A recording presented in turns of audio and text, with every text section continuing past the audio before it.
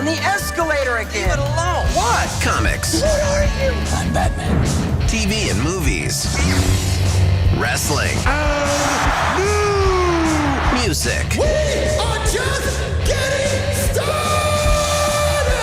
Finally, a podcast about things you actually care about, hosted by a couple of guys who actually care about those things too. What? Did we just become best friends? Yep. Maybe a little too much. Yes, that's awesome. The talented one, Chris Machete. That no-talent ass clown became famous. And Brenton, you know, that guy from your other favorite podcast. I liked it. I was good at it. So grab onto the handrail and don't let go.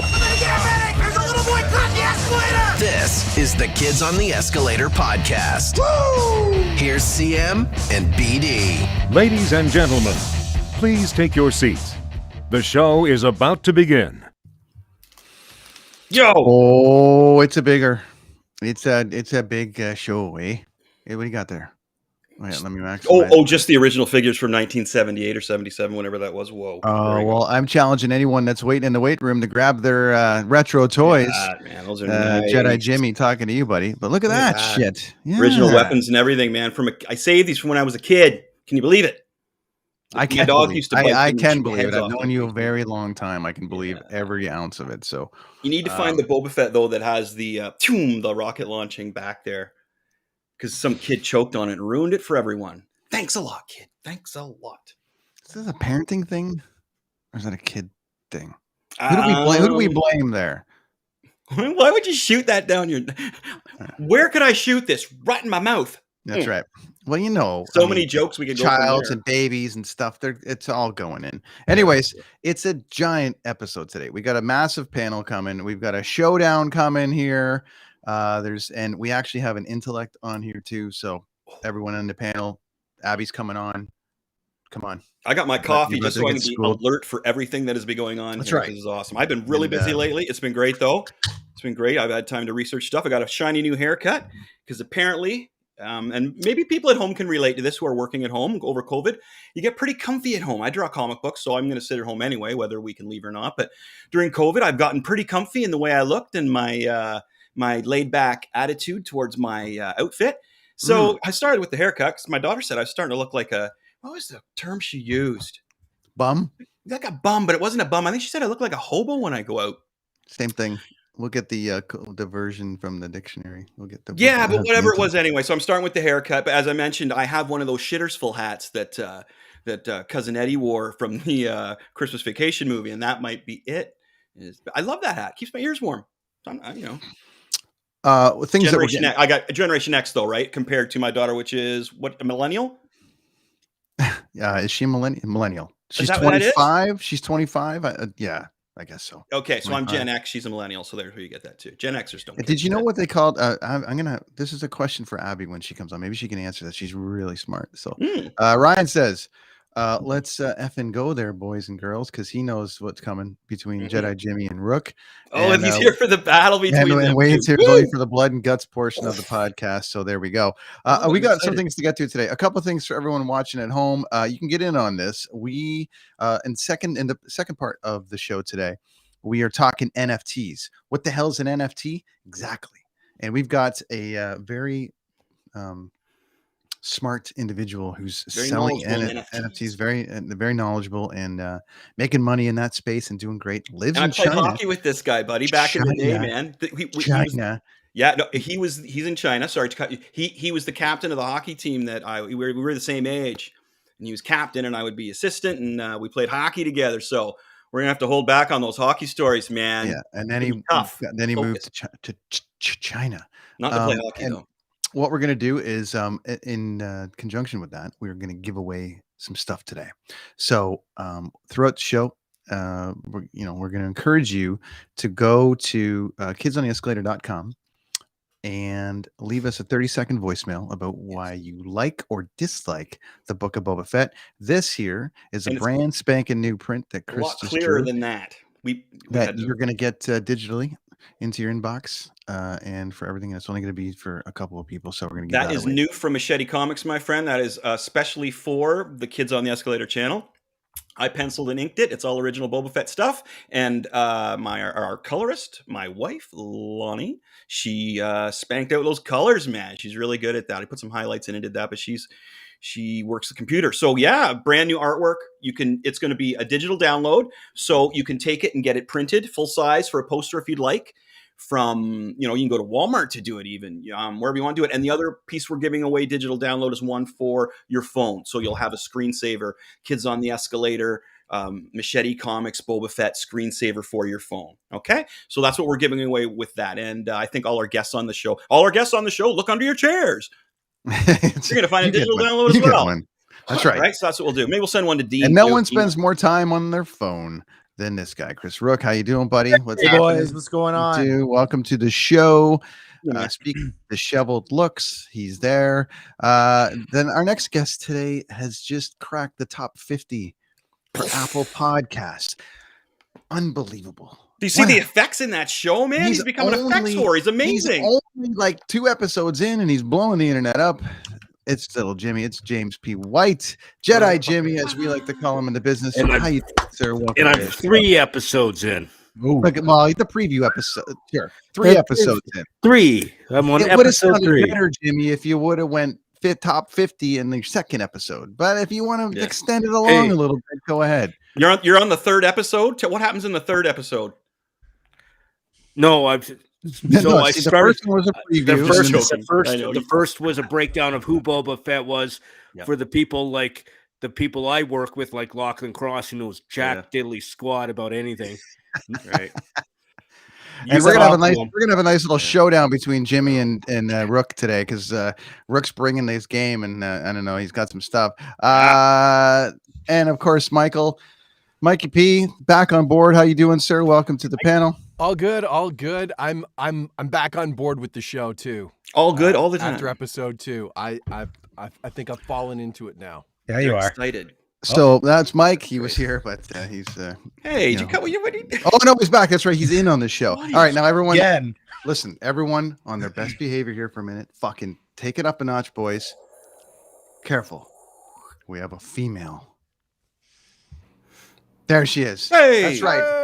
Hey guys. That's right. How's it going? That's Abby. Welcome to the show. Abby the tweet, Hi, as Abby. she's known, but we call her Abby the Great. Hello, Abby. How are you? Welcome to the show. Thanks for joining us today. Thank you for having me. No problem. You brought Grogu as well. I'm excited to learn about Bubba Fett and Sorcerer's Stone. Oh my God, look at Lindley in there already. All right, team. We got a lot to cover today. We've only got about 45 minutes on this panel, so we're going to, before we switch to NFTs and get rich on selling artwork like this and things like that for the masses, we got lots to cover today. Let's do First and foremost, let's start. We're going into episode 2 of this. A lot of predictions from the last time have come through. I know, Rookie, you wanted to see more huts and a whole bunch of things. Boom. There they were. Now, our last guests, Rookie and Mike were on here before. Let's get to our new guests for a minute here and have ourselves a little chat. First and foremost, Jedi Jimmy. Yay. Your quick little breakdown of and your thoughts of episode 2 and how you're feeling about it. I am so excited. There's so much going on, and I don't know how to explain it other than the fact that there's going to be a war, and it's going to be awesome. Like it's all leading up to a war between the warlords. Is where I'm going with this. Because so who do you think the mysterious bad guy is in this, my friend? That I'm not sure. I was thinking Crimson Dawn. You know what I mean? With what's her name? Han's Kira. old girlfriend there, right? Yeah, but I also heard a rumor that possibly Han is coming to this, so it could be. Oh, that would be Crimson Dawn. But it's just by this point though, Darth Maul is dead because he was killed. He was killed just before when Luke was a boy. So, who's running Crimson Dawn? Yeah, it looks like Quila is. Is that her name? Quila? Kira. Yeah, Kira. Yeah. It looks Abby. like he is. And you know what was funny? Oh, sorry. Go ahead. Just kind of sort of one more on Yeah, top. go ahead. Is that train scene was very much like a scene out of the Han Solo movie. So that was kind of relating back to that. Yes. Sorry, go on. And then the Pikes. Yeah. All right, Abby. So listen, Abby, what was this article that you read and it completely destroyed this show, and you were almost out, and now you're back in and excited about it? I was never officially out. I just was waiting. I was gonna give it a bit more time just to see how the pieces came together. Because after the first episode, I read a review in the San Francisco SF8, I guess, and it just completely roasted every single element of the show. And so I was a little hesitant to give it a shot, but, Brenton encouraged me to try, and, I do like it. I do actually. So at this point, I would say it's still a little tough for me to follow, but I'm not as well-versed on all of the lore as a lot of fans. So that probably has something to do with it. But the way that they keep jumping around from. But the straight entertainment value of it, though. The straight entertainment value of it, like as a casual fan per se, are you like enjoying what they're doing right now? Well, I'm not. So I'm a different kind of person. I really love a storyline, and right now I'm having trouble following this particular storyline. And so I'm gonna like listening to you guys and your theories and everything. Like even just hearing Jimmy talk about how he thinks it's gonna come down to a battle of the warlords. I'm like, okay, that helps me here. So that's good too. So I have a recommendation. Watch the last 2 episodes of this show and the first 2 episodes of Jimmy's show, and then you'll be able to start your own show on this thing, because there's a lot of stuff coming out there. All right, Michael, how we doing, buddy? Mike, thoughts? I like I said, I'm back on board. I was last week, Abby, you missed it. I kept getting knocked off for some reason because I was. So Chris, what do you think of the show so far? Bring him back in. I can't step on Mikey's toes. Come on. Bring the guy back in. Thanks, Rooke. Mike. What was that? I forgot that. Oh, yeah. There was some button got hit there. He who controls the button. I'm back on board. I'm really digging how they've. I know the flipping around, the back and forth is a little jarring. It's almost very Quentin Tarantino-esque, like a lot of jumping. I don't know where I am. But I do like how they're giving, I don't want to say human quality to the different tribes of the Tusken Raiders, because if you go back to the prequel trilogy, the Sand People, the Tusken Raiders were just bad, evil, horrible people. But in that second episode, you really get a sense, and they even mention it, that they're not all warrior tribes. So the tribes across the dunes, it's different factions, and you get a sort of like a human sense, and that's what I love, that connection between Boba Fett and how he's sort of connecting with these people that we've always known in the Star Wars universe as bad people, but you're seeing like a good quality, good side to it. Love the train sequence. That was so. I was thinking Rogue One right away, and I'm on board with the Kira. That would be the big. That's going to be the big reveal, because if you bring Han back, what are you going to do? Are you going to do that de-aging thing and CGI, and it's going to look like garbage? I'd sooner go with Kira. Disney hire the guy that did the online deepfake after the end of season 2 of Mandalorian? I didn't hear that. I didn't hear that. But I think this happened. They actually, I guess they did it and they aired it, and then somebody like within a week had done their own deepfake online, and I guess it was better. And I think that they actually gave that guy a job. Yeah, I heard that too. They full out hired him for Lucasfilm. Yeah. Wow. So maybe, they are planning on doing deep fake faces. Maybe that's the idea going forward, like with Mandalorian season 3, maybe, and with using Han Solo in the future. Speaking of deep fake, Chris Rooke, hi guys. What do you think, bud? I first would like to address the online slander of my reviews. Apparently, according to some people on this panel, my reviews are as soft as a moist towelette. I disagree. And here's my defense. Star Wars is a intimidating world, as Abby said a couple minutes ago. And I'm trying to write a review that invites new fans into the universe, that doesn't use all of the jargon and scares people away. I'm trying to give them a nice cushiony, come enjoy the space western, enjoy all the fun, become a fan. The moment that you start getting into it too deep, you got people running for the door being like, I don't understand what's happening. So that's my defense of my soft reviews. So you're writing the Lock review. That's what you're saying. Correct. Lock, The Lock review. for my wife. Yeah, see, I hear what you're saying, dude. See, I got tired of doing the light punch ones, and I know what you're saying because that's how it started off as well. You got to bring it down, and then, dude, I got to the point where it's like, I can't. You know what I mean? Like, let's be the show where we go we really deep dive, and I really nerd it out for people, and they look at me like, you a this moist guy's nuts. towelette? That was just me editorializing. Who did that? That was me. Okay. It wasn't Jimmy because everyone's calling for a battle between you and Jimmy here. So I've said over and over, Jimmy will wipe the floor with me of Star Oh, Wars. stand by. Here it is. Jimmy was totally shit talking your review, Rook. Thanks. So I didn't say moist towelette, but I did call it weak. All right. So I think I even did it on air. To all of Edmonton? No. Yeah. Or all the 10 people that listen to our show. Well, more than 10 people listen to your show because you cracked the You're top there, 50, buddy. So there you go. Apple's I don't know if you cracked the top 50 in in Regina. I mean the locker room, our radio show. Oh, okay. Locke, thanks for listening, buddy. You're going to learn something today, I think. He's already Anyways. gone. He's already 10 Bud Lights deep. He's out of here. Okay, so we open up. We're going to go through these kind of a little bit quick as best we can here, but we kind of open up into here with the assassin, and there's our working out pigs in the background that are svelte now and looking good. I thought that was Steve Carell for a minute. It's like, that's right. Okay, so best way to go about this, we'll do 30 seconds each to a minute if we can on what we thought of this opening scene. Abby, why don't you go ahead? Because you had something about Fennec. You had something about Fennec. Yeah, well, yeah. I mean, the Fennec Shan bit. I didn't know if we were going to get to that now or later, but she's not developed enough for me yet. Sorry, 1 minute. What is that? Oh, is that skip the dishes or what is it?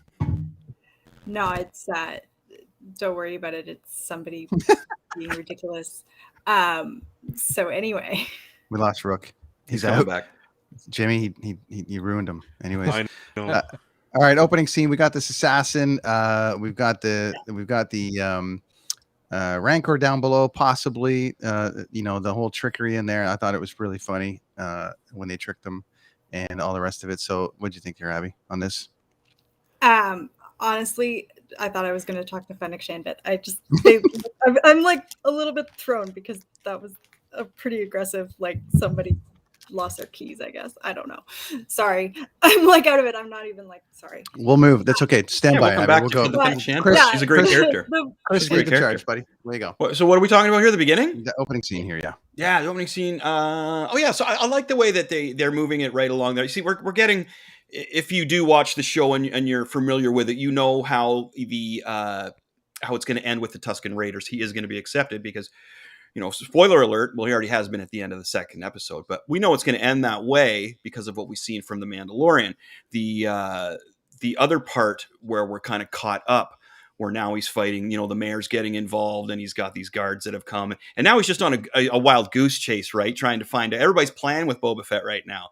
You can tell they all know more than they're letting on. So he's getting run around, and then the Hutts come in, of course, which I guess comes a little bit later. But Fennec Shan is a great sidearm. She's basically his muscle, which is awesome because she's got so many tricks up her sleeve, which is great to have around. I think personally, you gotta have somebody like that. But she's a bit of a plot device right now, don't you think? Sorry. Well, I know much more information about her, right? From the comics, from episode before, yeah. But no, I'd love to hear your point of view on it too, as well, for someone who hasn't seen it that much. Yeah. Well, it's not my turn, but I was anyway. No, but for sure, you're very polite. We appreciate that. Go ahead, Jimmy. Well, the whole thing with them dropping it into the Sarlacc pit, or not the Sarlacc, not the pit with the Rancor, the Rancor. Sorry, I was mixing up my aliens. I was praying for there to be one in there. I was hoping that they brought another one after Return of the Jedi, but I was also relieved that they didn't at the same time, just because, of that nerd factor of, so many people would have thought, okay, this guy's going to die. And I was kind of hoping for it. But I really loved that whole bit of dropping him in. I think all of us nostalgically, we were like, oh, there's another Rancor down there. But you never know, I thought maybe a baby one was going to come out. They love to throw little baby things in there stuff, right? Because remember in Bad Batch, they mentioned they brought in Moochie, but that was way before even the previous Rancor. Did you notice that the rock, when they panned out, there was a rock on the ground? And I'm pretty sure that was a rock that Luke threw. Yeah, pretty rad. Rookie, you're the first that's got to jump because you got to go do some production stuff. What'd you think there, bud? I thought that it was very telling to show us how soft the Nightwind are, because they go into this they don't talk, they never talk, and then he just drops into the pit, and in 30 seconds he's like, all right, I'll tell you what you want to know.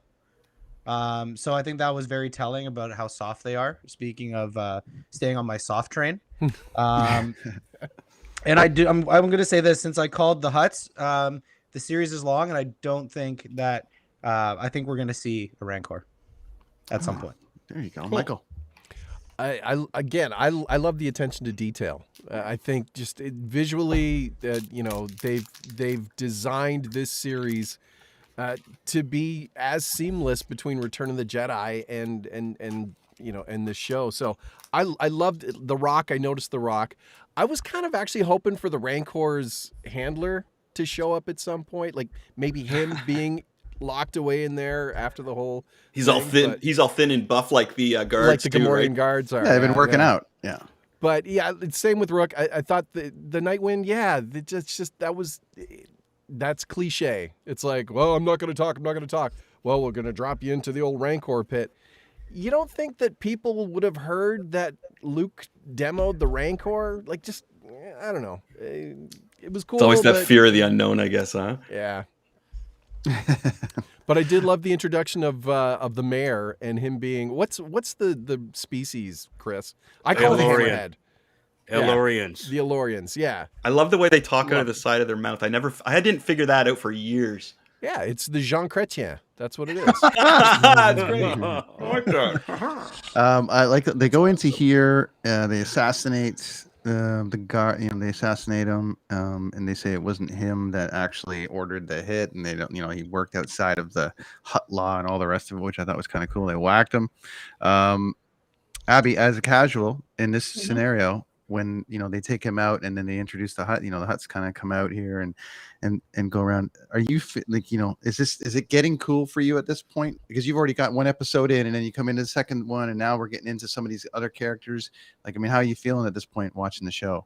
Honestly, like, full disclosure with the Hutts, like Jabba was my least favorite character from the first 3 films. So you see the Hutts and you just kind of get that like feeling, Gangsters are back.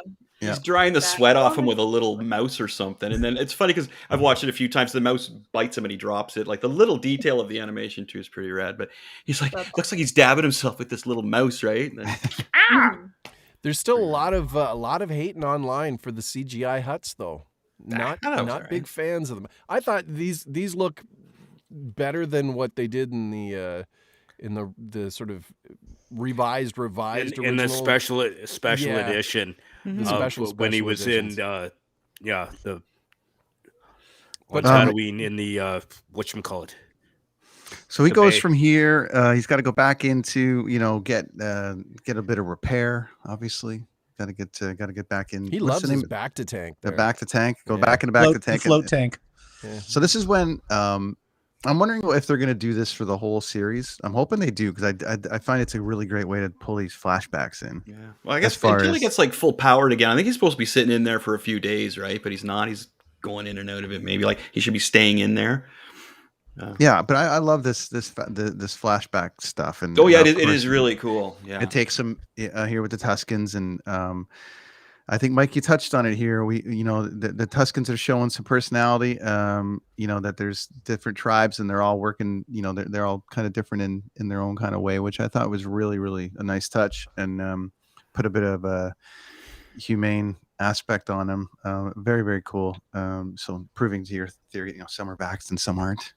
It's got it's a whole political issue there with the course. Tuskens. It's a whole political issue. Which is funny because I mean, I wasn't sure if Favreau and Filoni were gonna go political with Boba Fett, but it seems like they're subtly tapping into what's going on in our world, like in the real world. I don't know if that's a subconscious thing to try and sort of connect. Sorry, Mike. That's a movie called Don't Look Up. They So you need to go watch. they did that though with the Tusken Raiders in The Mandalorian as well. So it's almost like they're just sort of establishing this like wider kind of world as canon, right? Like maybe it's not. Maybe there are shades of politics in there, but it might just be more based on trying to give backstories to these tiny characters that you had this perception of because of one scene or one line, and that like the Mandalorian brought back Boba Fett first of all, right? So it's kind of like that's what Filoni and Favreau seem to be doing, is like a lot of taking these tiny little Easter eggs that Star Wars super fans would love and sort of trying to build them into this this bigger story within this gigantic galactic universe, right? Like the big bad biker gang that we see coming up. And they touch on sorry, I lost my train of thought, Mike, because I was thinking about the biker gang. Sorry, my bad there for a minute. But sorry, we touched on this on a couple of weeks ago. Jimmy, I think you touched on it in your show about how we're deep diving into Tatooine and we're deep diving into the surrounding areas. Like for me, I'm not, Abby, you were talking about not being as far in. I consider myself a pretty decent Star Wars fan. I don't even come close to like 3 of this panel. I think I'm more in the Rook camp. I know everything, I think, for the most part, but like the train and like all these little things that were going on, that's part of lore that I haven't studied on as much as Jimmy or Chris even. And so it was really cool for me to see, that's what else goes on in Tatooine. That's something else that kind of happens. So I want to, before we get to this rad discovery, I want to get to, I just want to quickly get everyone's thoughts on how, we're doing on this episode as far as diving into some of the Easter eggs of Tatooine. Jimmy, what do you think of so far? So I really got blown away by the one part where he was like, where you mentioned where he was taking on those biker gang in the Tashi station, where the Tashi station was never brought up. It was referenced to in the early movie, but it was never, other than in the deleted scene, never shown before. And the 2 friends also of Luke that showed up in there from the deleted scene. That blew me away. Like, again, didn't Luke have a crush on the girl in there? Didn't Luke have a crush on her? I think he did. Yeah. But again, that was a deleted scene that wasn't in the original movie or even in the special edition. Yeah, I love that. I love that little stuff. The little Easter egg stuff is great on that. So yeah, I one of my big requests here is that they just spend the whole movie on Tatooine, or the whole series on Tatooine, just discovering this planet. It's totally right. A funny side note in the comic book is that when Darth Vader's pissed off, how you just got, you go for a swim or you lift some weights. He goes down to Tatooine and takes out like a whole nest of the Raiders, the Tusken Raiders. And it's all over the comic books. It's known that when he's pissed, even the stormtroopers joke about it in some of the books. It's like, he's gonna where is he? He's down at Tatooine letting some steam off. He's pretty pissed off. They don't say it like that, but that's what they're saying. He's still got his mummy issues. I know. It's pretty wild, man. He just goes down there and just guts them. I would have been cool. I'd like to see a Darth Vader movie the comic book's amazing. The other stuff they're showing, but yeah, he's my hero. Sorry, sticking with after the Hutts, we move into this Wookiee that has come up, and everyone was, did a collective when he showed up. So first thoughts on the Wookiee, and then Chris, you've got a little dive on it. Yeah, with those pictures, so make sure you hang on to those. Yeah, we'll do that for sure.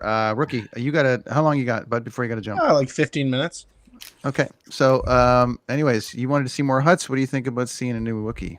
Love it. He's like a Wookiee on steroids, and he looks so mean. But like he's gonna get his ass kicked. I think he's gonna pose a threat maybe in the middle of the episode, but at the end, full strength Boba Fett's going to fire some knee cannons and do away with him. I'm not worried. Let's just say I'm not worried. Abby, what are you thinking on this Wookiee? I think it's cool. Yeah, like again with like sort of building the universe. I'm into that. I'm a fan. So just adding more of the Wookiees and everything. I know they've added like a handful in the last I don't know how many years, but yeah. This one's a pretty badass assassin, though, eh, Jimmy? This one. Oh, he looks awesome. He looks awesome. I'm looking forward to seeing him and Boba Fett duke it out, especially with Boba Fett and his gaffy stick that he, that's coming out, and pulling out the gaffy stick that he built. Yeah, which is cool. Chris, what's your deep dive here, my friend? On the okay, so you show the first one with Boba Fett there. Okay, stand by. You could. Oh, sorry, was you talking to me? Yep. Yeah. Okay. Sorry. Oh, not that one. Where to go? Where to go? There it goes. Okay, there's the very first appearance. This is back 2015 in Darth Vader #1. And the cool thing about this comic book is right now you could possibly find it for like $2. It's worth $50. People won't know that. So this is a little bit of investors' information. There's the very first appearance of him. Look who he's hanging out with. He's hanging out with Boba Fett. Coincidence? I don't think so. At this point in time, Darth Vader has gone to Jabba the Hutt. And he is hiring. He wants Jabba to give him 2 of his best assassins. So he gives him Black K there, the big Wookiee, and he gives him Boba Fett. So Darth Vader sends the Wookiee on one mission and sends Boba Fett on the other. The Boba Fett mission is to go find Luke Skywalker, and he does. Fantastic. And now on the other hand, Black K gets in this scrap later on with Obi-Wan, which is just phenomenal. Too much to go into here. So there's his first appearance right there, Darth Vader #1, 2015. Okay. Now, if we keep moving on, now everybody's next question to me was, has he ever fought Chewie? Of course, right? No. One more, Brent, my friend. There you go. So there it is, Star Wars #14. This is 2016, I believe. And it's, issue #14. And there you can see there's Black K fighting against Chewie there. Now, Black K's long extension of his name, I can't quite remember, but he was nicknamed and called in the comic books Black K. So that was Dr. Aphra gave him that nickname. So there's Chewie and Black K fighting now. And who do you think won? Anybody? I'm gonna go with him because I think he's known as like the baddest assassin in the land. No, at this point, he became a warrior for a while. He just gave it all up, and he just subjected himself to being like into these battles and stuff. But going on with just his appearances and stuff. Here he's fighting Chewie. Chewie lost, man. If you want to go to that other panel page, you can show him. There it is right there. So Black K pulls out some brass knuckles, pops Chewie in the noggin, knocks him out. And then the next scene I didn't show is Black K holding Han Solo up by his neck and about to kill Han Solo. So there you go. There is his first appearance in Darth Vader #1 Marvel Comics. 2015. You'll still be able to find for reasonably cheap at some places. Others you found not this so much. too, right? That's a later on issue. That was apparently, this is the cool thing that I love about this stuff, is everybody online is now looking for this guy's first appearance, right? Because he wasn't a very big character in the comic books. He was just a dude. So first of all, that was supposed to be his first appearance. And then people looked into it more. It's like, oh shit, no, he's in the back of this Darth Vader #1. So the day after the show, like the day after the show, everybody's looking for it. So they found it and they've narrowed it down to what it is. I have all these issues, of course, and the stories are fantastic. That one there that you showed the cover of it is where he gets in the battle with Obi-Wan Kenobi. It's just great because he goes after all the moisture farmers. He was working for Jabba the Hutt, right? So I love this moisture farming thing. So the Black K story though goes on and on. Later on, it starts to pick up. But he's one of those unknown characters that is making my comic book collection worth a lot more. As I say, that comic, man, I bought that for cover price for whatever it was, and now it's a $50 comic that goes in my collection. And everyone on the panel gets one today from Chris. Not from me though, from Brent. Because he bought 40 of them for $2. Nah, I got 2. I bought 2. I love how Black K is already memed up. I saw one great meme, and it was Tupaca, and they had like the whole bandana around. Mm-hmm. So I saw that. It's I think it's cool, and again to what Abby was saying, like you're getting more of these characters. We only knew of one Wookiee until the prequel trilogy, and then And then, for the longest time, Leia was apparently the only female in the galaxy. So, I mean, it's nice to see that they're expanding. There were a few here. other ladies on Jabba that day. I feel she a wasn't couple the of only Twi'leks one here and there. there. But I mean, go back to A New Hope. I mean, New Mon Hope, Mothma and Princess Leia pretty much had the free reign of the galaxy. So I don't think there was any women on the Death Star at all, was there? this is pretty misogynistic, I would think back. No, then. I don't think there was. Blew up. It was blew up. the It was good. No, there was Masters no- Golf Club of space stations. It's true. I mean, they did refer to there being millions of people on that Death Star, so there had to have been some women and families. Possibly. Had to be down below. Possibly. You know what's funny? 'Cause I was thinking This about is that all, today. like, honestly, most of my Star Wars lore knowledge comes from The Mandalorian. Cool. Sorry. What a great series! What a great series to get your knowledge from. I think that's a really good one. Now, Chris, just a quick bit, to jump off that deep dive. Does Black K sort of redeem himself? Because I know he was ousted by the Wookiee clan for being. He's a badass. scoundrel, buddy. He's still a scoundrel. He got picked. So Suicide Squad in DC. There's kind of a Suicide Squad in the bounty hunters realm, where Dr. Aphra went out and got like 4 bounty hunters who are just the scoundrels of the universe, and he was one of them. Just to give you an example. But yeah, nobody. He's still but him and Boba Fett were working for Jabba the Hutt together, right? Okay. And now, so that's the evil eye there is pretty neat. That's it was kind of like that thing. Like, man, we were always going to fight. We knew it, right? Like the two biggest guards for Jabba. It's like we knew we were going to scrap, so it's coming. So that should be a really epic battle, actually. They'll probably build that one up pretty good. Do you think that Boba and him will actually be fighting each other, or will they work together? I think they're going to build up to it, because as I was saying, like they might even do some history showing them like buddy up on a team kind of thing, like because they used to work together, right? That's what they did off the beginning. They were Jabba's two henchmen there, the big guys that went out and did all the work for him. So you imagine there was a little competition between them. So maybe they'll go and do some flashbacks on that next after they get through the and you can see the look that he gives. You can see the look. That's what I'm saying, right? Like there's that tension there. And if you have read the other comic books, you kind of know it's like, oh man, wow. They're kind of like, haven't seen you in a long time. He's like, well, yeah, now I'm running the place. Whereas Black T's like, nah, I don't think so, man. I don't think so. We're still on the same level here. I might be a little above you. And Boba's like, no, you're not. No, so we go from there into obviously the flashback stuff, and then we get into him training, training comedy, right? the comedy Police stuff, Academy. which I thought was great. This was the light end of it. Where they're basically teaching him how to, drive the speeders and all that stuff, which leads to, the big dance scene. Like, what's going on here? I still want to see what's under that mask. Anyways, there's like. He gives them approval, and then they go and they take the train. So again, for me, I'm looking at this going, God, who knew this train was running through Tatooine and all the rest of it. And I know there's a backstory to the assassins that were inside the train, and then they go, and then he takes them out and everything. But what did we think of this whole bit here? Whether fan or not, what did we think of the training?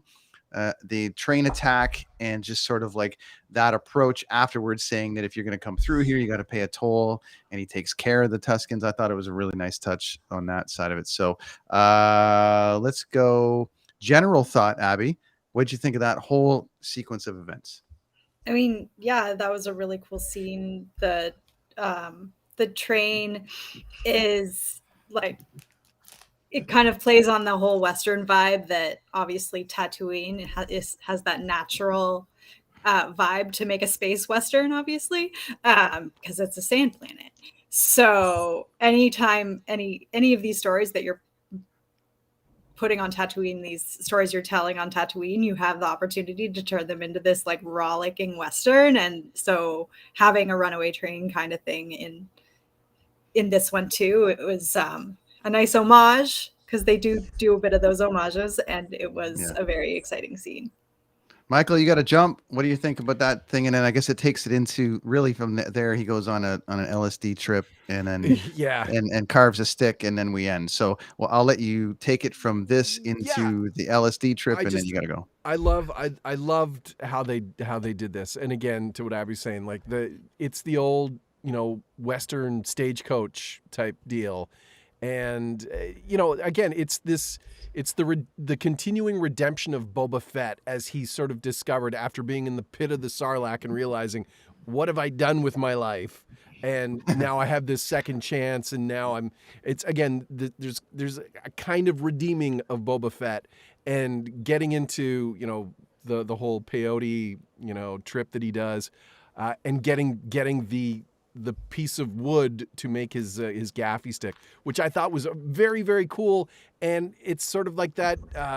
You've got the lightsaber, how deleted scene from Return of the Jedi where Luke builds his lightsaber that they cut out.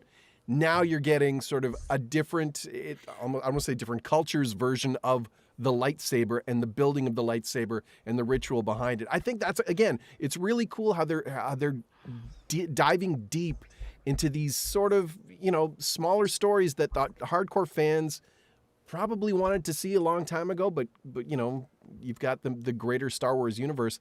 I love how they are dipping into some of this stuff. So again, they pulled me back in. I was a little worried after episode 1, but Favs, he's got me back in, and I really dug how this episode wrapped up to what you were saying, Brent, how it's like, you got to pay a toll now. So like, don't F with me.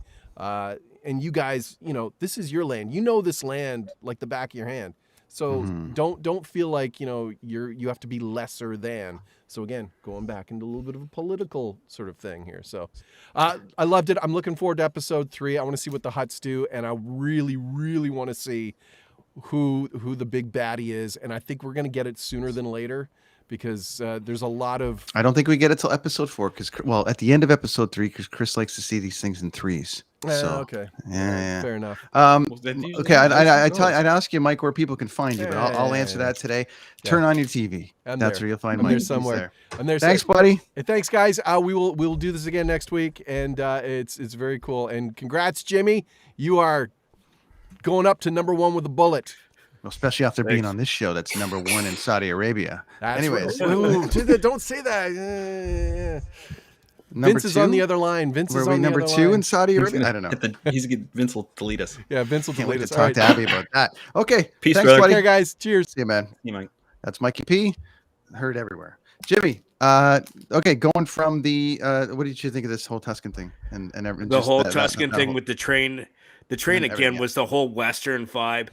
It's the cool thing about the way this was done is, for people who don't know all the backstory and stuff like that, this is a cool way of bringing in like a space, Western kind of thing, and the train, and the train fight and just them. But it also develops Boba Fett's character a little bit more, because he's always been known as the loner, as the guy who's totally on his own. He doesn't work well with others. He's leading a group and teaching them how to take out this train of pikes and the smugglers. And I thought that by itself develops him a little bit more as a leader than just a lone badass. And he's super smart, right, Jimmy? He's like Boba Fett's super smart, man. Yeah. But he's taking a nice meticulous, to Mike's point, he's kind of woken up from the Sarlacc pit, and he's like, oh man, I guess I gotta figure this shit out. Yeah. And he does. He's smart. He's he's pacing himself. He knows what he's doing. And he was in the Sarlacc pit from storyline they worked out from 1 to 3 days. That's how long he was in the Sarlacc pit. 1 to 3 days? We were discussing that last episode, and I was like, I heard 5 or something, or 15. It was between 1 to 3 days. I don't think because he was out of oxygen, and he had to take it from that stormtrooper. Mm-hmm. Rookie, your turn, buddy, and then you got to jump. Yeah. So I really identified with Boba Fett teaching the Sand people how to ride the speeder bikes, because that's basically how it goes when I have to teach our more seasoned contributors how to use Restream or upload their podcast. I'm just like, you have to upload here and go here and do this. And they're like, what? I'm like, settle down. We'll figure this out together. Awesome. So I really identified with Boba teaching the unteachable. And then with the train scene, for me, what stood out, I really hope that the leader of the Sand people takes on more of a role, because he's so badass. When he was working his way through that train, the scene where the two guys were behind and then his head popped up and made eye contact with Boba Fett, and then he went down and both guys got pulled down. Yeah. Like, he's just, to me, he's the surprise of the series so far, because he's a badass. So I don't know if he's going to join, if he's going to have another appearance maybe down the line in one of the current scenes, not the flashbacks, and maybe come to Boba's aid, perhaps. I don't know. But I really hope to see that. And since I'm 1 for 1 on predicting appearances, my prediction for the next episode is Cobb Vanth. Oh, that would be amazing. Oh, yeah. Oh, Cobb Vanth, right. Yes. That would be really cool to see him come back as well. Yeah, I was thinking Cad Bane. Sorry. Yeah. That would be Cobb cool Vanth in episode 3, episode 4, Bosk. Nice. Bosk? Those are my predictions. Oh, man, Bosk. If Bosk was in, I'd be like stoked. There's Bosk. Boom. But Cobb Vanth is quite a ways away. Mos Espa and Mos Pelgo quite almost on other sides of the planet. He's gonna get wind of what Boba's doing and come. They have a thing. He's coming. Jimmy, it's space, buddy. They can get there in 8 minutes. Haven't But you watched TV before? This is taking place before The Mandalorian, right? In timeline, is it? No, this is taking place immediately after. Right. Okay. Sorry, I'm thinking flashbacks versus. But the flashbacks are before. But the part with the whole Boba with the huts and all that stuff is after. Right. Yeah. Okay. And like me and Chris were talking last episode, how I think that it's going to all tie into season 3 of Mando. Would not be surprised if we see Luke and Grogu at the end. Okay, so one last thing before I let you go, Rook. I'm going to minimize us, and you and Jimmy got a battle because we've had a request for a battle. So it's you and Jimmy. We got 10 seconds to rip the shit out of each other. Here we go. Hi, Jim. How are we? Okay. Give it to me. Dude, all I was saying was it felt like, especially there, it was just like when reading your bit there it was a play-by-play. I felt it was like no explanation as to what really who was what or what was who or anything. It was like any like. So it was an episode review. What's that? So it was an episode review.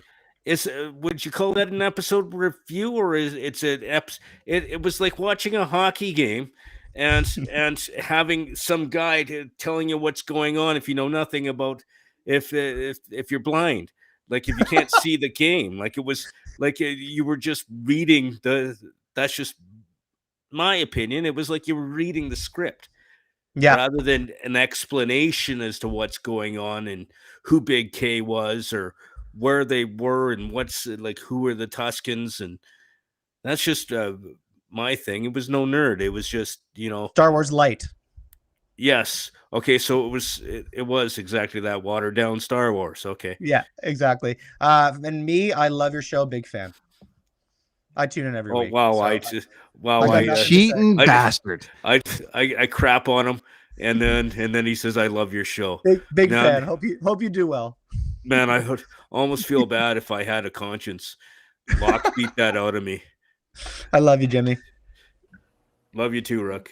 Thank you for Good everything, stuff, fellas. Nice work, Rookie. Get the hell out of here and go produce the network. This is how you go live. Kelly. Click the live button and restream. Yeah, that's bye, guys. Take care, buddy. And then there was 4, and then we're going to go into. So speaking of not having a clue about what's going on, we're going into NFTs next. So anyone wants to learn something, stick around for that because we got a great guest on who knows everything about NFTs. Okay, so we'll roll through this here at the end. The dance scene. Wade says, sorry, you should have nunchucked his ass. Sorry about that.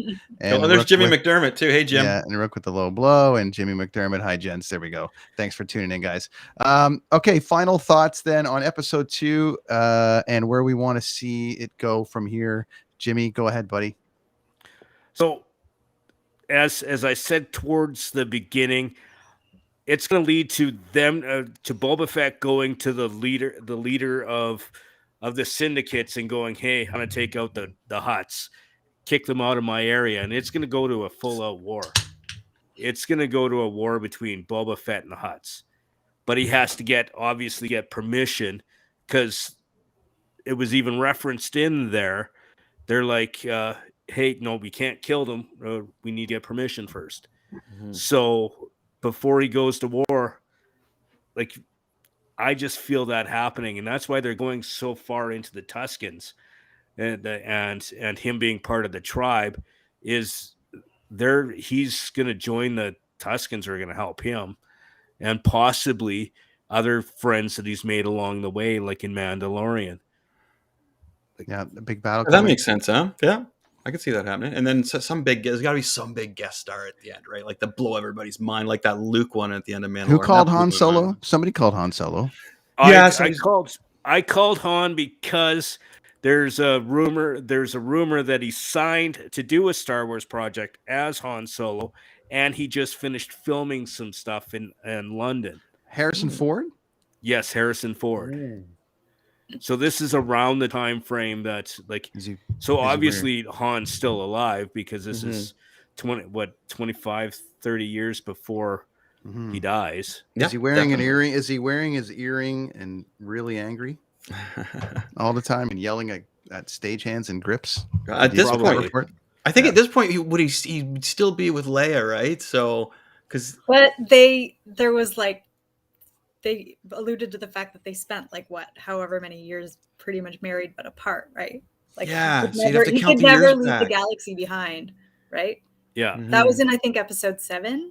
But yes, and went into the whole thing that he's going to go back to do what he does, which is as a smuggler, being a scoundrel. Yes.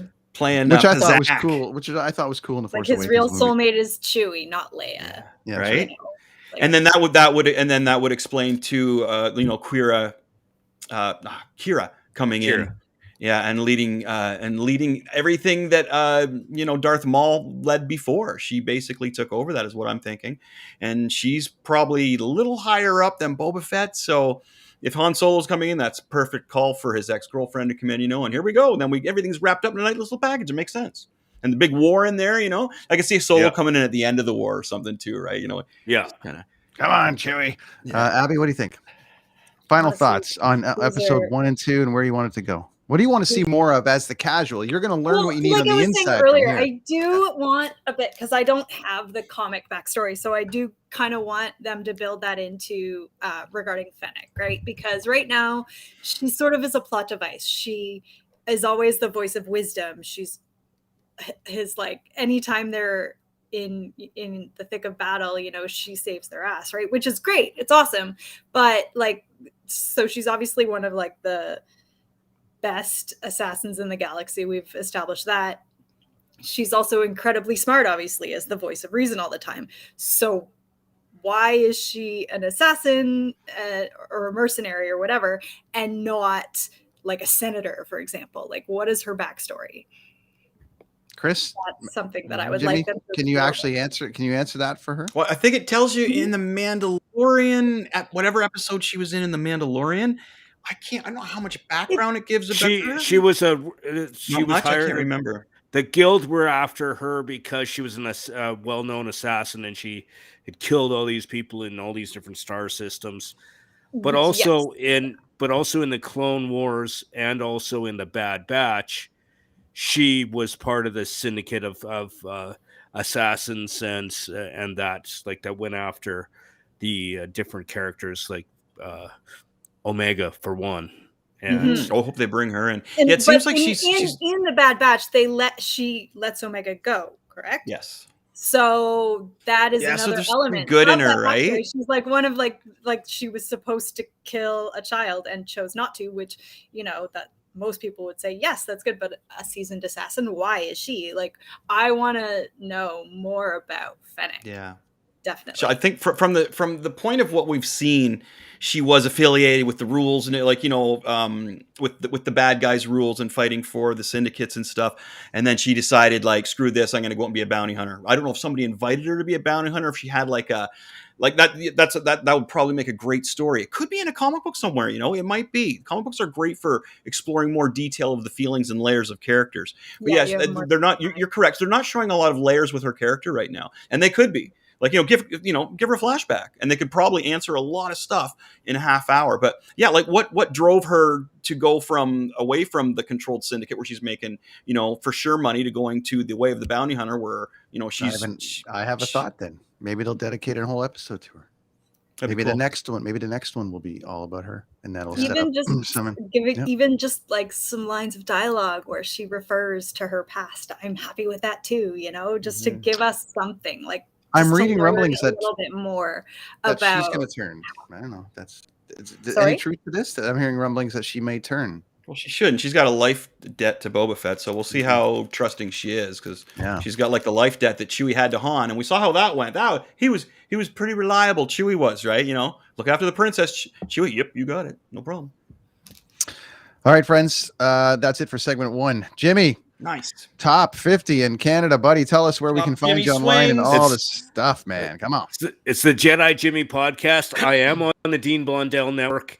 And my social media, my Twitter is JP White at 957, the same as my Instagram, and my Facebook is James P. White. Beautiful. Awesome, buddy. Thanks for coming this on, week. Jimmy. It's good to see you, my friend. It was good seeing you and talking to you. Really great. Congrats on the new show, and come back buddy. anytime, brother. Anytime. Thank you, Abby, our friend. Hello. Tell us a story. Where can people find you online? You can find me online at Abby the Tweet on Twitter. You can find my articles on deanblundell.com. And yeah, that's pretty much it. Yeah, you wrote a great article a couple weeks ago there. Awesome stuff. And she just helped me edit one of mine, and it did real well. So thanks for that. Nice. Really appreciate it. Thanks for coming on, Abby. Welcome Thanks back. for having me. Anytime. And Awesome. and just let us know how you like the show, and stick around. So great stuff. And you're gonna get one of these fancy. For coming on the show today. Oh, we forgot to tell everybody that. Yeah, you're gonna get one of these. You said that earlier, actually. You mentioned okay. The graphic looks way better than that. It's not blurry. Trust me. It's cool. Yeah, I don't know. That's the one. No, but you don't want to. You don't want to put it up there, like, because as I say, like, you don't want to put the crisp graphic up there. Somebody might take a shot of it and steal it really easily. Exactly. No, so, I get this is a very special piece of artwork, only for and through Kids on the Escalator. So that's awesome. Thanks, Abby. Thanks, guys. Have a great night. You too. Fun stuff, man. All right. Very patiently, our next guest, Matt, waiting in the waiting room all the way from China. How are you, sir? What's happening? Former line mates? Hey? Yeah, man. We grew up playing hockey together, man. The tic-tac-toe line. Yes. It was awesome, dude. Yeah. What we do is we dump the puck in. Matt was the center and always the captain. I was on the right wing. We had a dude named Gord Foster. Wow, what do we call Gord? Yeah. Phoebe, on the left wing. And he was a big bruiser guy, right? So if somebody would dump the puck in, Gordy'd go in there and goon the guy, pop the puck over to me, who would be sitting over in the other corner, sneaky little dude, right out in front of Matt, tic-tac-toe in the net. We used to do that too, like right off the beginning of games. It'd be like, bam, bam. All the time. I scored 5 goals on Rolly the goalie in Simcoe. Yes. Rolly Melanson? Right. No, we played against... No, what's his name, Matt? His full name? Melanson, wasn't it? No, Rolly Melanson. Like Rolly Melanson. Yeah. Was that his name? Wasn't that him? Rolly the goalie. Yeah, and was it Rob Blake also on the Simcoe team? Yeah, there are some pretty heavy dudes on those teams. Yeah. Matt, my dad is sitting at right home, and my folks are watching right now, and he knows these people, and he's screaming the guys' names, right? Because they were all car dealers on the Simcoe teams. My dad used to hang out and chat with them all the time, and they used to kick our ass, like 11-1 and stuff like that. That was our gauge of whether we were getting better. Little did we know they had future NHL players on this team. But that's how we gauge her. So, we only got beat 7-2 tonight. Oh, hey, guys, high five. Not bad, not bad. Hey, Matt, and then we play Norwich and take out all our aggressions on those boys. That's right. Tilsonburg, and Simcoe were the boys to beat. That's for sure. Okay, Absolutely. Brent, sorry, dude. I'm just checking out of the way. I'm checking some artwork there, which is great. And from Tilsonburg to China, what part of China, sir? I'm in a city called Chengdu, which is actually it's central China, but they call it the West. It's actually borders on Tibet in the mountains there. We're basically right at the foothills of the Himalayas. There's many, 7,000 meter peaks in Sichuan, in western Sichuan. So we're right out there. But this city is the 4th largest in China. It's a major hub. Actually, it's one of the most modern cities in the world. Everything from I came here in 2000, and it was only like 2 ring roads. Now it's 5 ring roads, and it's all new subway, 2 new international airports, all new infrastructure. Like it's incredible, the growth that happened here over 20 years. It's amazing. It's an amazing part of the world. My wife's from southern China, so we're right. Okay. She's right on the Vietnamese border. So we've been over a few times from Nanning, like flew to Beijing Right. and then flew to Nanning, and then it's like a 2-hour drive from there. So it's even the smallest of towns are just bustling with activity and also tech and all the rest of it. So it's quite a place. Absolutely, yeah. I think Quite a my place. garden where I live has more people than my hometown, Oh, Ingersoll. Man, I'll keep the garden. You don't want to go back to Ingersoll. Yeah, So there's Jimmy McDermott is. Did you see that? Jim McDermott. Yeah, Jimmy. What's up, buddy? Yeah, Matt that's the there he slap is. Matt the slap shot. See that? So Chris and I were talking last week about a couple of things. I think this NFT space is fascinating, and for somebody like Chris, especially, I think artists are starting to benefit. I know a lot of bands and musicians are putting NFTs out.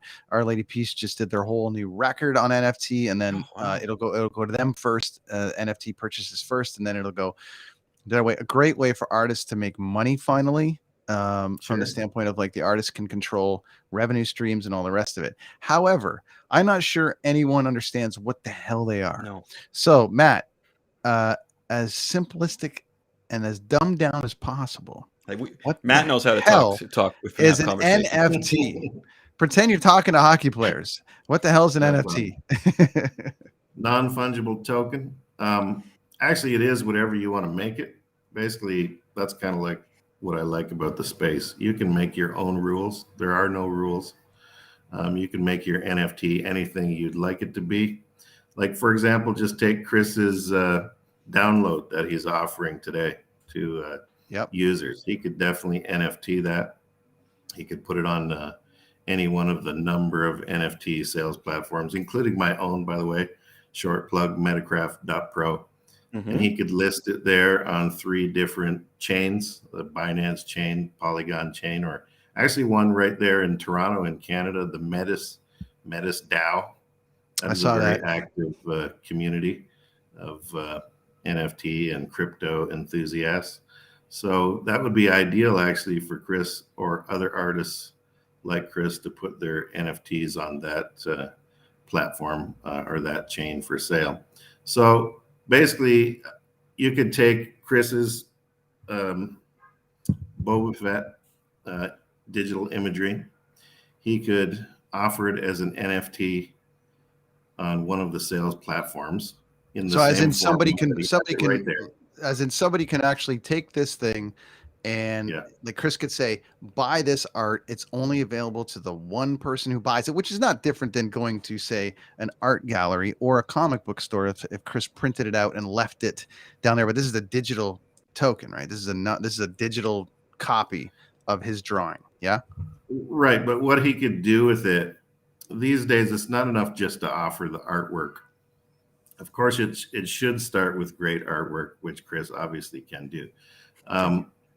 There's a lot of garbage out there, though, like tons and tons and tons of like just, crappy art. But there's also some gorgeous stuff and I like to focus on starting with beautiful artwork first and then going to, these days you need to add utility to your NFT.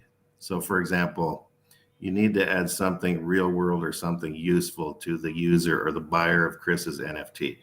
Like, for example, maybe they get maybe for buying that particular NFT, Chris adds in there that they can receive something in the physical world, for example. Maybe he sends a tattoo design, or maybe he sends one of his comic books directly. He could do things like that. Or he could offer some space in the metaverse. The metaverse is basically, people say that you can't describe the metaverse, but to me, it's a series of experiential VR worlds. And Chris could, for example, in the metaverse I'm building, we have a concert hall for musicians. My younger son is a what the hell are NFTs? Yeah, that's right. My son is in a band in China, in a teen idol band. So we built him a concert hall for his avatar, and using a mocap suit and a facial tracking software, he can actually perform as his avatar in real time. And his fans can enter the venue in real time as their avatars, and they can actually communicate via chat or even via voice inside that virtual world. So it gives opportunity for musicians to contact their fans in times of COVID, for example. You couldn't, maybe now you can, but you couldn't have concerts because you can have large gatherings. And I think that's one of the things that perhaps drove the virtual worlds into the mainstream. Well, maybe not mainstream yet. Not enough people have the full VR headsets. So no, there's other ways to do it. Though. You can have a PC build where people can just access it using the keyboard. So there's different ways to tackle it. The premise of like, so you were talking about offering something else. So Our Lady, I'm just going to go back to Our Lady Peace for an example. They put out artwork, so you buy the artwork, which was substantially expensive, but then it came with a record. So it sounds, it's almost like it's a new method of let's say the new thing in the 90s when it was like every album comes with a bonus track, or every album comes with a hidden track, or every album comes with like every 10th CD comes with this, or every something comes with this. And I want to ask about, because Chris had a Patreon going for a while, and some of us, I've had a thing called say Buy Me a Coffee, where it's like for these subscription things where it's like, hey, $5 a month gets you this, or $5 a month gets you this, which in essence sounds like it's almost like a digital version of what you're trying to do here, but it's not really traded with cash, right? You trade NFTs with cryptocurrency, correct? Is that how it works? Like you can't just go put $10 in off of it, like swipe your bank card and all of a sudden you own NFT. You actually have to open a crypto account and then buy it through Ethereum or something like that. Am I correct in that thinking? There are, so it depends on the platform and what currencies, they offer you to purchase NFTs with. There's certainly, yes, most is done in crypto, in ETH, for example, or BNB, or some of the common crypto coins out there. But there are also, fiat currency on ramps for purchasing, digital goods and NFTs. So that's all, totally possible. I know in our upcoming NFT, my son has a gamified NFT drop coming up based on the Aztec world. I could actually demo that for you if you wanted to see a bit of the game later. And we built a wrapped app, which basically will allow for people who don't have a wallet, don't have a crypto wallet, they can still just go in with PayPal or whatever typical. That's important. Currency. Yeah. Because my buddy Mike, who's watching right now, put me onto Binance. Okay. And this is Binance. This is Binance. And I, was messing around with it, which is still pretty, complicated. I'm on I'm trying to learn about it as much as possible, but Binance was sort of my introduction to, transfer this to that and then buy this. And then that's how you can buy crypto. But I think I think crypto or NFT could blow up massively if people had an easier way to purchase it. Yeah. And I think there's a lot of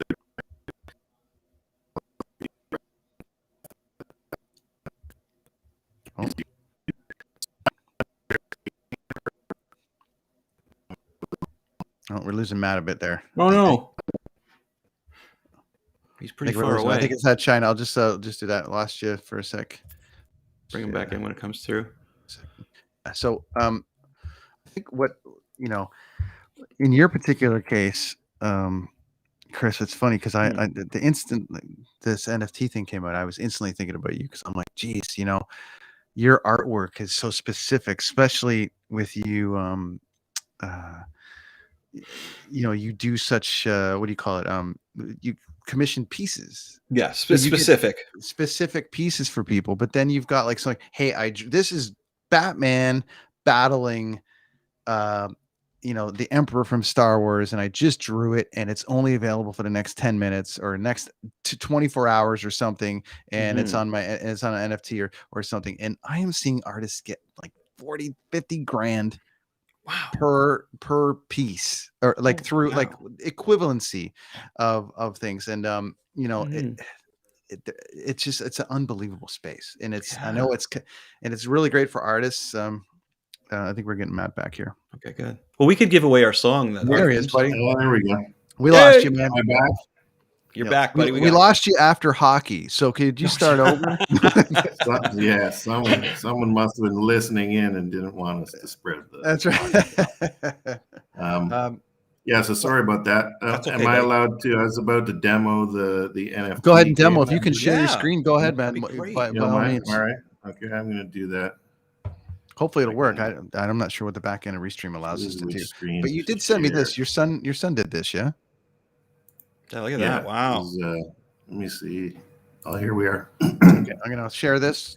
And here we go. Okay. Can you see that? I can see that, yeah. Yeah. Can you hear the music? Kinda. Turn it up a little bit on your end, but yeah. Yeah. All right. So this is his upcoming NFT drop for a generative art series of NFTs, and basically he's he's coded so that the computer can generate a series of Aztec themed warriors, and they have different levels of attributes, which makes them more collectible. Some are rare, some are super rare, some are common type thing. So he's come up with a game that in the old Aztec society, the slaves, they could become free in fact, they were encouraged to try to escape. And this is kind of following that real world situation in history. Wow. So I'm just going to click start, and you can choose your slave. I'll choose the guy here. And here you are here. So you only have like 10 minutes. Can you see this? Yeah. Yep. So you only have like 10 minutes to escape. It might be jumpy because it's over the streaming, right? It's very smooth for me. But you have to, this is a game where you have to avoid the guards. So it's a stealth game. And you have to find your way up to the top of the temple to Montezuma's room. Wow. And if you can get past him, he's sleeping in his bed up in the top chamber. If you can get past him and get out the door, then you can win one of the NFTs. But it's very, very difficult game.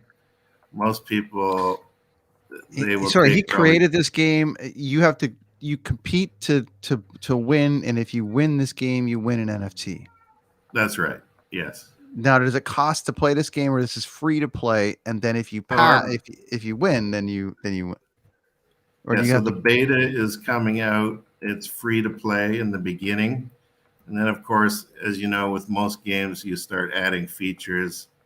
We're going to add chests in here where you can find tokens. Very cool. So there'll be a complete token economy that that the game supports. So it's not just the NFTs, but also there'll be a native token for this game. I'm already lost. So he built all this. He built all this that we're watching. Yeah, he built all this in the last month. Yeah, look at that. It took about a month to put it all together, but he's much better at it than me because he knows the map. So he kind of cheats, right? Because he built it. That's so cool. I'm just running around and lost here, so I'm probably going to run it. It's got a Minecraft feel to it, though, which is going to appeal to so many kids. Oh yeah. There's and a guard here. I'll show you how the guard can, maybe I'll just call the guy. Hey, Nate. Here in your way. Game here. Oh, I'm going. Okay, I'm going to. That's awesome. I'm just going to go and run out the guard. I can show you how he catches it. So he's going to turn around and see me. Oh, I hit him. And see, as long as you stay out of his line, go. Oh, I got whacked. Okay. Bye-bye. Wow. That's great. Good job, Nate. Good job, buddy. That was really cool, man. Very cool. Yeah. So that's a Let me cool just, thing. While I'm sharing screen here, I might as well. I lost you actually. Yeah, I lost. Yeah, you can screen. There we go. again. We're back. Yeah, we're back now. Yeah, go ahead. I just got to pull up okay. Okay, so what do you see now? Don't see anything right now. You have to reshare that screen again. We had to minimize it for a second. There we Well, go. I'm going to take you through a little bit of my NFT story, if you don't mind. Sure. So can you see this picture here? Yeah. So this was my very first NFT that I ever did. That was in April or May of 2021. This was the world's first. You can see at the top of the screen, and if people Google that, they will find out the information behind it. This was the Rebuilding the Tower of Babel, world's first community minted NFT, which basically meant that you have to attract a community, which we did with the Metis DAO. This is our partners in Toronto that I mentioned before. And we put together like 2,560 tribes of people who were competing to be able to buy a piece of this NFT, kind of like a puzzle piece. We called them shards. And in the end, 256 individuals were winners, and they each won one piece of this NFT. And then what we did was we had a minting day where all of those pieces were put together, and it formed this final work of art, which was then auctioned on OpenSea, which is the largest NFT platform out there, sales platform out there. It actually sold for 16.1 ETH, which at that time was about 52,000 US dollars. Wow. So it became like my most expensive paint. Like I sell original artwork, about 100 original artworks every year, because I'm a painter now. Since I semi-retired 5 years ago, I've been painting. So I sold a lot of paintings, but actually it's just funny that this NFT became my highest price painting. Yeah. So if it sells for Ethereum, right? Obviously Right. You're saying it sold for Ethereum. But my question is, so everyone that had a piece of it, what did they buy the individual piece for? So what we did was in Ethereum versus what it was worth in dollars. Well, what we did was, I'm not sure if I caught all of the question there, but what we did was they shared, the users who participated in this, we shared 70% of the proceeds of the auction back to those users. Gotcha. So this was a first of kind type of thing. So in essence, they invested in it. Yes. So Canada and the US jurisdictions don't particularly like that, especially in Ontario right now. The Ontario Securities Commission is not too friendly towards crypto, in my view. Actually, a lot of the exchanges have pulled out of Ontario and even Canada. I'm not sure what's up with that, since I haven't been back home in a while, but yeah, Ontario is definitely not a very friendly jurisdiction when it comes to crypto and trading. Hopefully that will change in the future. So we couldn't offer this to Canadians. Oh, wow. Yeah. I don't know why these guys I guess they don't like the decentralized nature of it, and that it's not regulated. Government likes to regulate everything, but so that's one thing I like about the crypto world, is that it's impossible for these guys to stop you from doing what you want to do. It's pretty cool.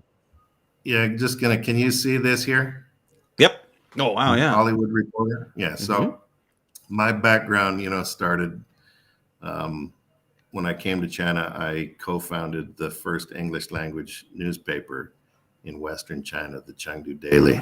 That led to me getting into writing and also into the art world and publishing. So this was my first sci-fi screenplay that I wrote. It actually made the cover of the Hollywood Reporter at the Cannes Film Festival in 2015. This Nice. is my artwork here for my sci-fi trilogy. So you guys were discussing Star Wars earlier, and this is kind of my Chinese-themed Star Wars. And for the past year, we've been building out a massive VR game, a main title called SXD Andromeda. It will be coming out. Actually, we're ready to release the first planet and the first downloadable pack imminently. Actually, it's ready to go now. We just want to add a few more bells and whistles. So it might be a show that you're talking about in future episodes. Wow, very cool. Yeah. And here's my Mosaic NFT drop page. If I can just plug it. Oh yeah, let's see that. Absolutely. .realnifty.io. If you go there, this is the drop page. When you do an NFT collection, you should build a community of followers who know about your upcoming drop. That the drop is the day that you're going to release the NFTs to the marketplace. And people like to get in on them, in the first instance. Right. So this one here is I actually painted 1,250 small mosaic paintings. These are some of them here. You can see flashing across the screen. He painted them digitally or painted them physically? Physically, yeah. So my NFT drop is a physical digital. So they say phygital. Okay. And then I also introduced the metaverse concept to the drop as well, where people who buy, I'll scroll down to the bottom of the page. People who buy the NFTs in my drop, they'll actually get a placement in my metaverse gallery. Nice. Which is, can you see that here on the Yeah. screen now? Oh yeah. So, and actually, it's funny. Those physical pieces are only 3 by 3 centimeters. Wow. So just a little over 1 inch square each. Yeah. But when you blow them up into, an NFT and a digital image, that was the hardest part. Actually, was photographing 1,250 small pieces in two. One was a face on, and one was an angled shot, so it would show the texture. That was the hardest part of actually doing this drop, and it took me. In fact, I just finished digitizing the piece because I had to do 2 of each, so 2,500 pieces I had to digitize. Wow! And I just finished it yesterday, actually. So oh, really? I'm happy to, So the drop will be happening soon. Let's just put it that way.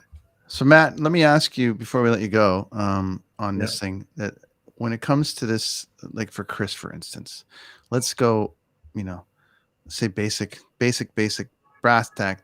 Chris has got this. He's got Skeletron, right? Well, let's go back. If we had the picture, picture, and then we put our theme song available with it, because we have that theme song that's all done. And absolutely, yeah, that can be added. What I'm saying is, I want to go to the basic for a second. Oh, okay.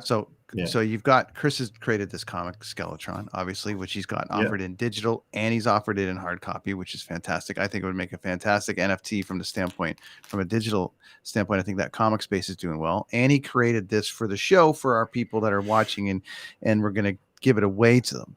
But you're like, so what do you say to Chris individually, Machete Comics, if you want to take that Boba Fett, say you remove the kids on the escalator from it for a minute and you put that logo on it, or at the very least you remove it and it's just the Boba Fett with Machete Comics logo in there or something like that. How does he do that? How does he get it up and offer it as an NFT? What's the first thing he's got to do? Okay, so if I'm Chris, I offer the complete comic book as an NFT. So you can post an image as the NFT, but behind the image is unlockable content.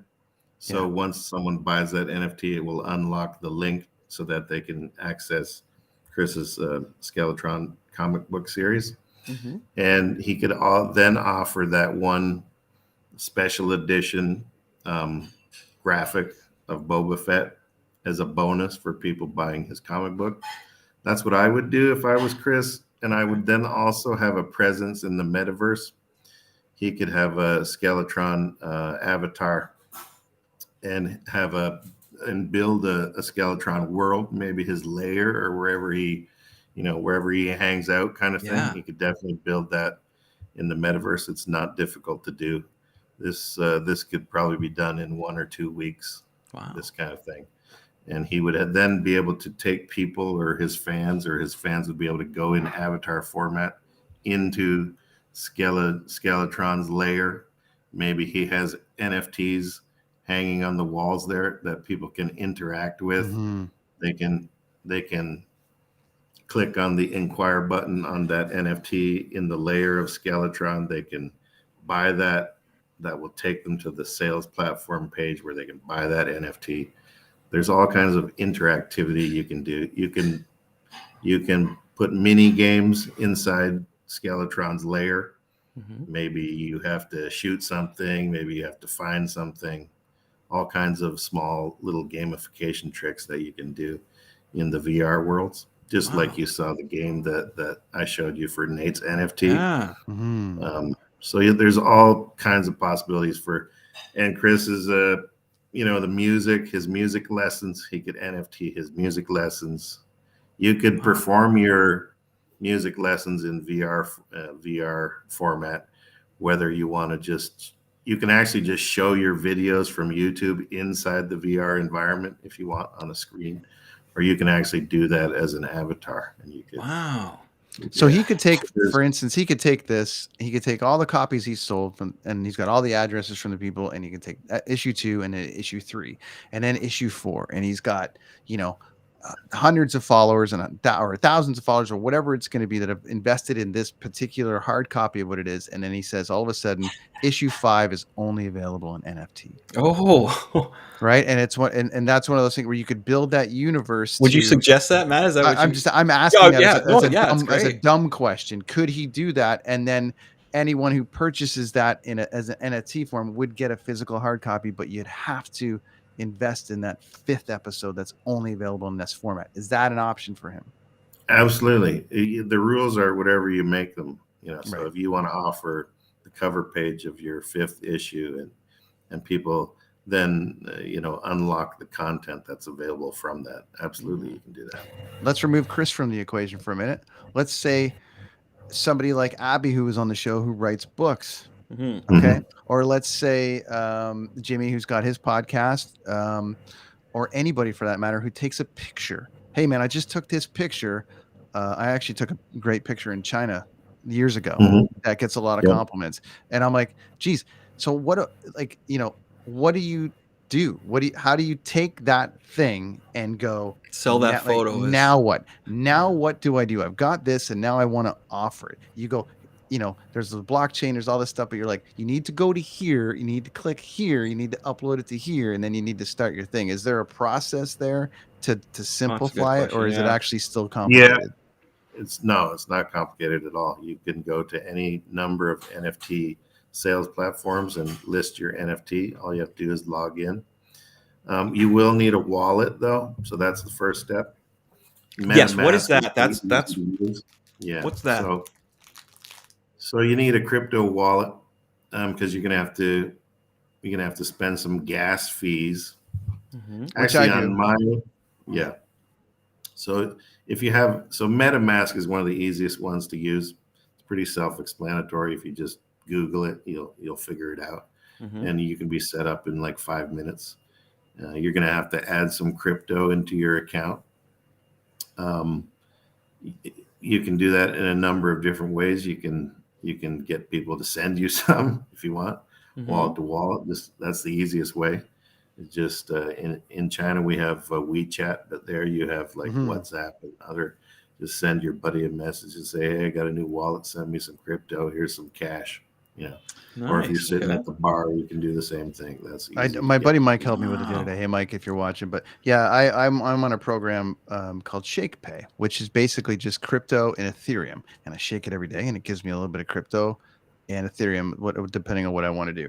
I have to take money from my bank account, deposit it in there, So there's all that back end shit that has to happen. So you put like $500 in, and then it works like an email transfer. I put it in there, and then I can use it to pretend to like buy stock, Chris. I can use it to like buy a little bit of crypto every day. I can buy a little bit of Ethereum every day.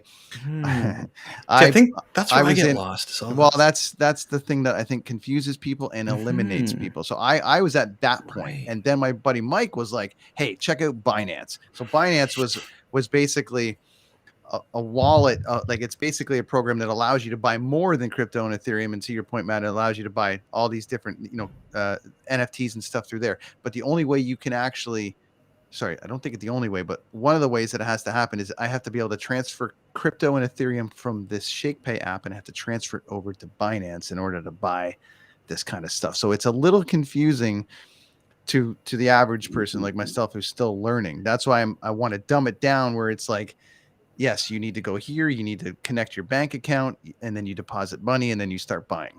But somebody like Chris who wants to upload, that's a different thing too. The best way is just to talk to a buddy who's done it, because there's so many different ways to do it. There's so many different wallets. There's a guy right there. Yeah, there's tons. So yeah, you can definitely. And he's on Chinese time, and you're not, Chris. You're still awake and rocking, so you'll learn a lot. Yeah. No problem. Take 5 minutes to get it set up. No problem at all.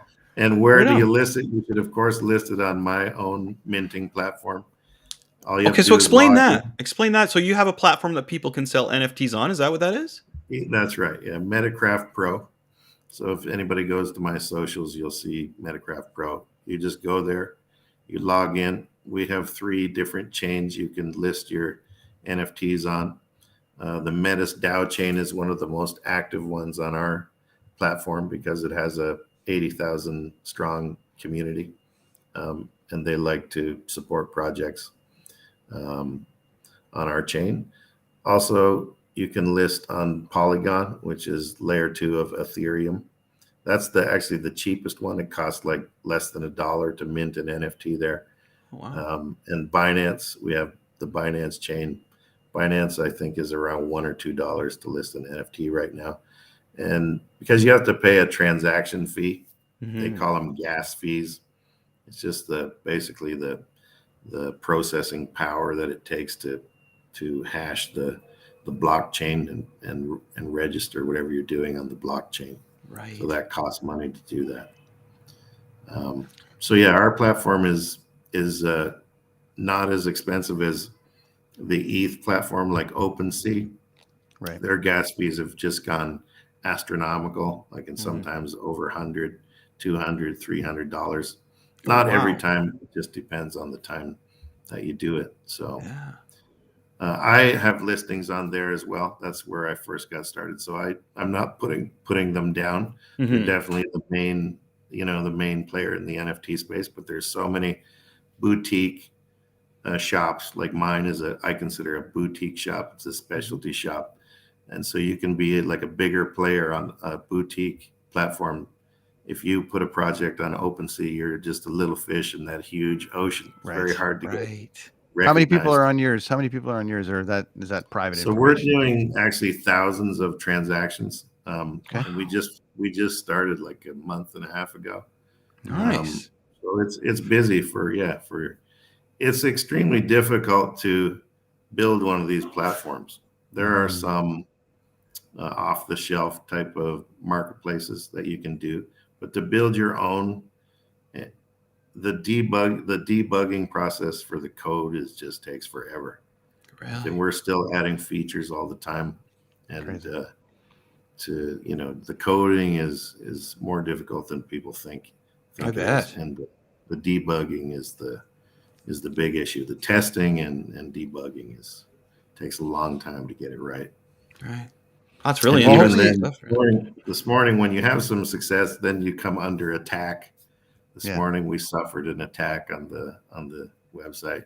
Oh. So we try to limit those. You don't want to. You pop your head up too high, and you're going to get attacked, kind of thing. Gotcha. So you have to kind of try to avoid that as much as possible. The perils of online. I want to find old video footage of you two playing hockey and sell that as an NFT on the My dad might have something. You never know. He might have something. Gracious Gary, come on, buddy. I still got the shirt that said Enforcer on the back of it. Remember those, Matt? We all got what did you have on the back of yours?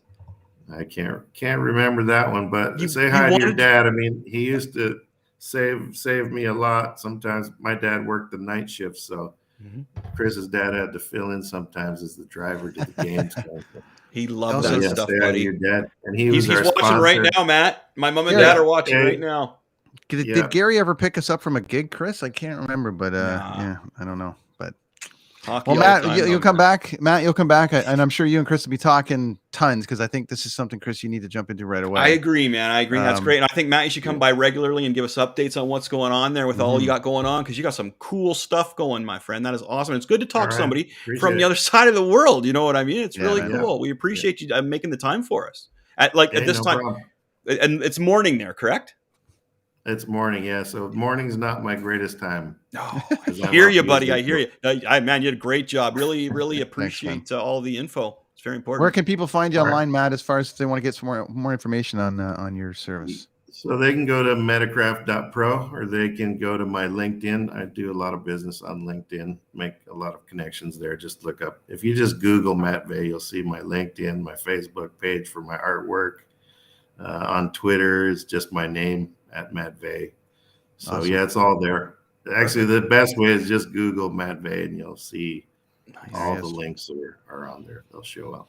So listen, I appreciate you guys having me on. Enjoyed the discussion earlier on your show.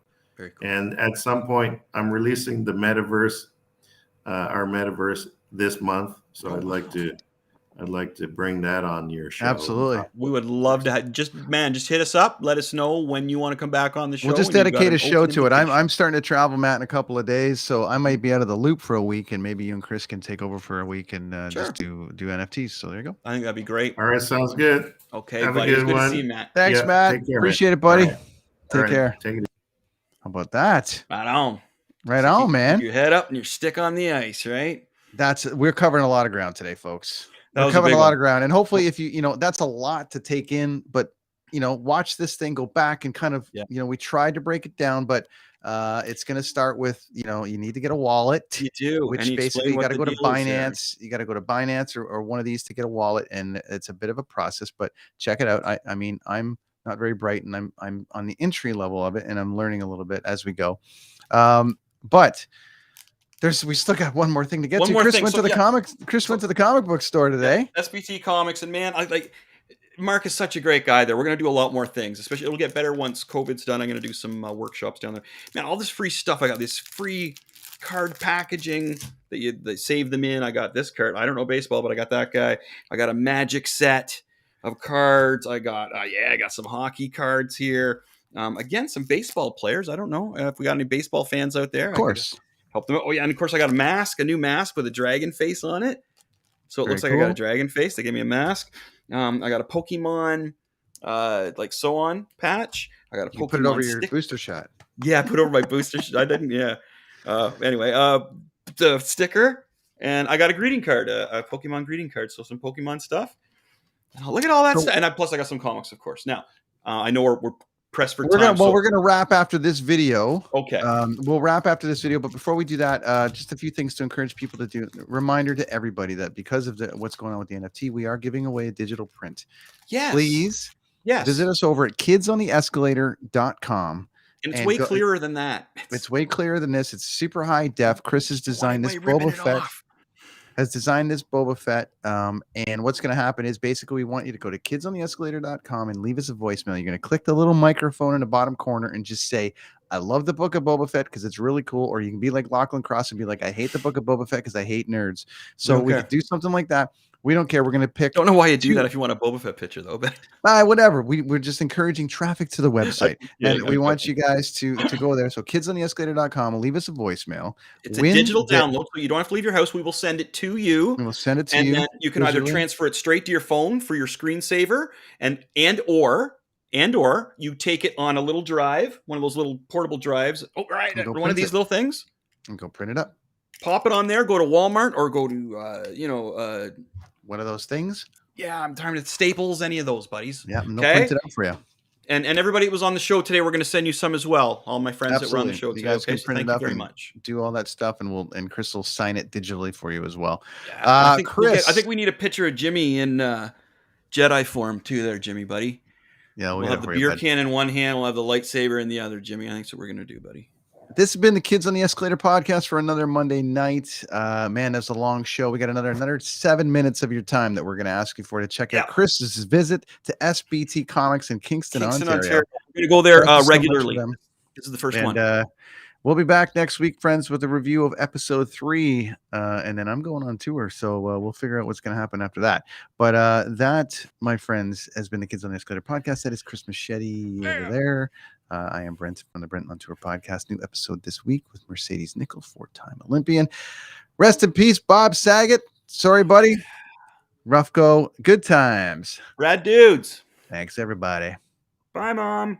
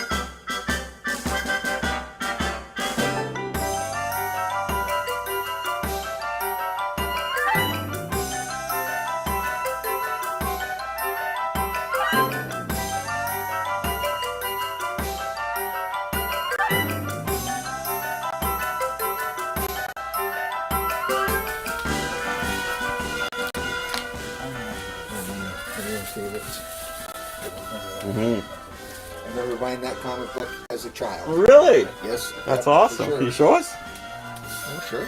Superman, nice. What year's that? This is 1958. Wow. Yep. Probably my sister bought it, but I grew up with that comic in my house. Nice. I came in a little later on the Daredevils there that are up there, but... I got Daredevil #1 off the stands. Oh, did you really? And when I took it to my friends, Yeah? they couldn't believe that there was a blind hero. Yeah, it's interesting, isn't it? Yeah, it was, at the time, it was something. Yeah, I love the Silver Age. Silver Age is my favorite.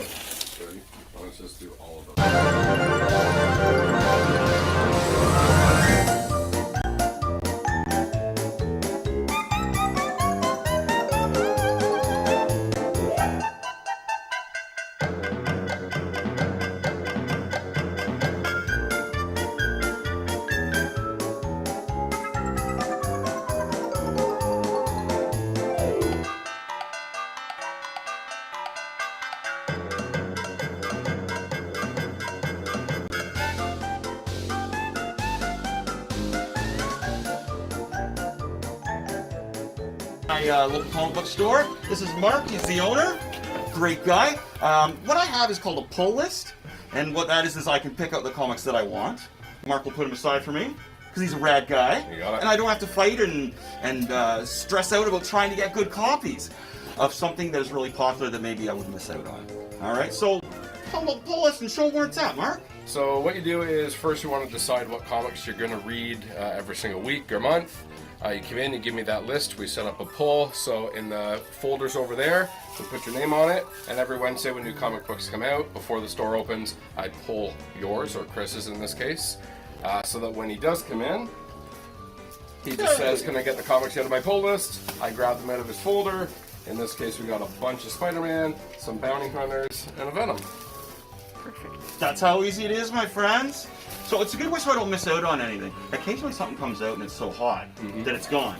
That's right. Now, speaking of hot comics, Boba Fett, as we know we're talking about on the show, has affected some comic books, hasn't it? The Book of Boba Fett. So we were talking about Black K, and I can't remember his last name.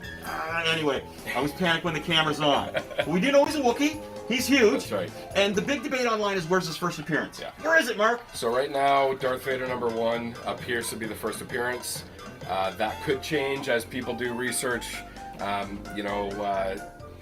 talked about this before. Yeah. The female Thor, originally they thought her first appearance was in Mighty Thor #1.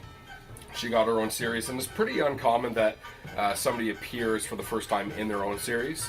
Then a few years later, they determined that there was an Avengers where they went into the future, and there was actually a female Thor there, so that became her first appearance. So right now, it's Darth Vader #1. It's the hot book. Everybody's coming in and searching back issues. Yeah, we don't have any left. That's like the first start, because there's the first Darth Vader series, solo series. Yes. Yeah, he's had a few. 2015? Yeah, it did start in 15. 15? Whoa, number. That's my favorite number, 15, so that's how I got that one. All right. That's Mark. I'm Chris. This is, we're going to do this once a month. We're going to come down and check out the comic book store, have some rad stuff, huh? Awesome. There's always rad stuff here, folks. All right, Mark, thanks for everything, my friend. Thanks, buddy. Take care. Cheers.